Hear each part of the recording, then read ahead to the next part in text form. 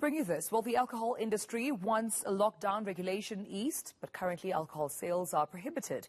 Well, the president is expected to announce in the coming days if the lockdown will be extended after the 11th. The SA Liquor Brand Owners Association also wants SARS to extend payment terms on excise duty. For more on this, let's speak to Sibani Mngadi from the South African Liquor Brand Owners Association, who joins us now. Thank you so much, Mr. Mngadi, for your time. I hate to ask you this question because I already can tell your answer, but should the president extend, which we don't know as yet because we're expecting him to at least address, I mean, what would be your response to this, should it be the case? Well, Tumelo, thanks for the opportunity. The approach we have taken, because we do acknowledge the problem that is facing the country, the numbers are high, particularly for Gauteng, but what's encouraging is that experts are beginning to predict that we might have been at the worst case scenario, and we should begin to see some level of stability and decline in the number of cases that are coming through, and we hope the briefing by the minister will hopefully give that message of hope as well.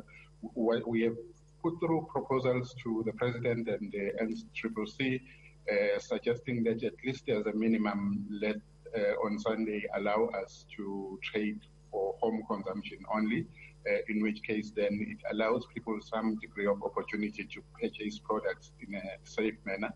And in that proposal, we have suggested that the tavern community should be allowed to sell also for home consumption instead of the sit-down environment, which should allow then the township and rural economy to be activated. Because the other scenario that you are in now is that you only have illegal traders, illicit trade that has grown extensively during these 4 periods of ban.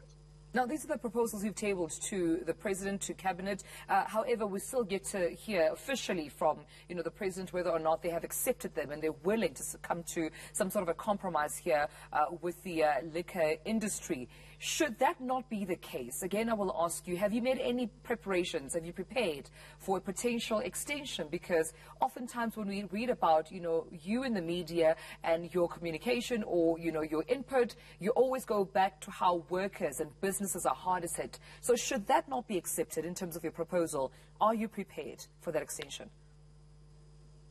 Yes, we are looking at all the scenarios. Of course, that's how we have had to run businesses throughout this period of instability for us. What basically means the point that you are making about the extension of excise tax payment of 1.5 billion, if it extends, say, another 2 weeks, that should be around about 3 to 4 billion that we will have to ask SARS to give us relief on.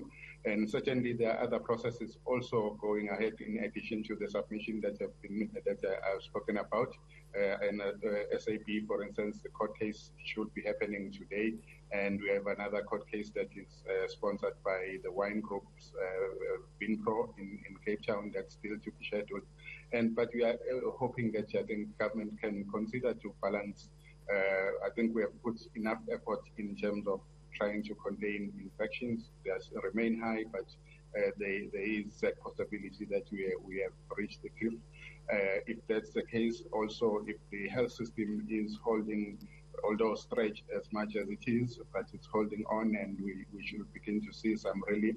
And on the other side, let's consider the livelihoods that have been compromised over the past 14 days. We are talking about 6 billion loss on the revenue sales on our side and 1.5 billion on the excise tax that should have been paid to government. And I think it becomes a loss-loss situation for both ourselves and government from a revenue perspective. And the only beneficiaries of a total ban of alcohol sales is basically the illegal smugglers. All right, we have to leave it there, but thank you for talking to us. Sibani Mngadi, from the SA Liquor Brand Owners Association. Thanks for your time.